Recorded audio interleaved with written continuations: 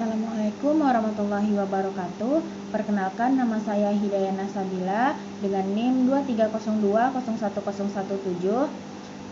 Baik, di sini saya akan menjelaskan tentang konsep dan asuhan keperawatan otitis dengan mata kuliah KMB 2 dengan dosen pengampu Ibu Nars Isnaniar SCAP MCAP. Baik, langsung saja ke definisi otitis, yaitu otitis media akut atau OMA adalah peradangan akut sebagian atau telinga tengah, tuba euktasil, antromostil, dan sel-sel mostoid. Biasanya terjadi karena adanya peradangan di saluran pendengaran. Biasanya otitis ini bisa terjadi di anak kecil maupun orang dewasa. Otitis ini terjadi karena adanya infeksi di bagian nasofaring dan faring. Kemudian etiologi. Pada kasus otitis ini biasanya lebih sering terjadi pada anak kecil. Kenapa demikian? Dikarenakan tuba eustachius anak berbeda dibandingkan dengan orang dewasa, yakni tuba eustachius anak itu lebih horizontal dibandingkan orang dewasa.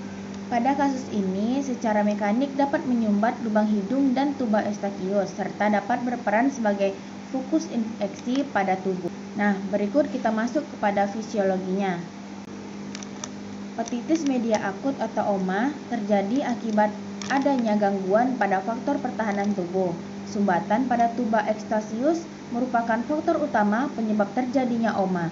Dengan adanya sumbatan yang merusak faktor pertahanan tubuh sebagai pencegah infeksi kuman dalam tuba eustachius, maka terjadi peradangan pada mukosa.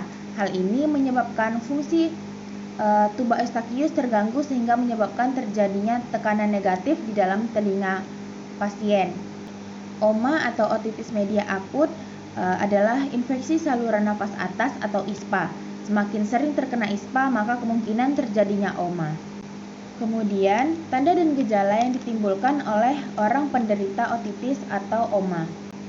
Yang pertama, tanda otitis media akut.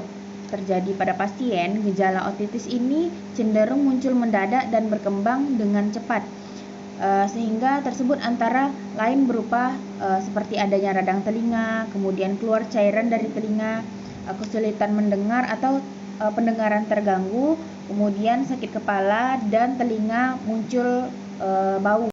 Yang kedua, adapun gejala otitis media akut pada anak, dikarenakan anak kecil ini belum bisa menjelaskan apa yang dia rasakan atau sakit apa yang dia rasakan, maka dari anak kecil ini menimbulkan respon tubuh. Yang pertama itu sering menangis atau mengeluh, sering menggaruk telinga atau menarik-narik telinga. Kemudian mudah rewel atau sering menangis. Kemudian respon pendengarannya berkurang. Lalu sulit tidur di malam hari. Kemudian seperti yang dijelaskan sebelumnya, mengeluarkan cairan dan bau dari rongga telinga. Nah, setelah dilakukan perawatan, didapatkan diagnosa keperawatan. Yang pertama, ada nyeri akut berhubungan dengan agen pencedera fisik, dibuktikan dengan mengeluh nyeri, meringis, gelisah, sulit tidur, dan diaforesis.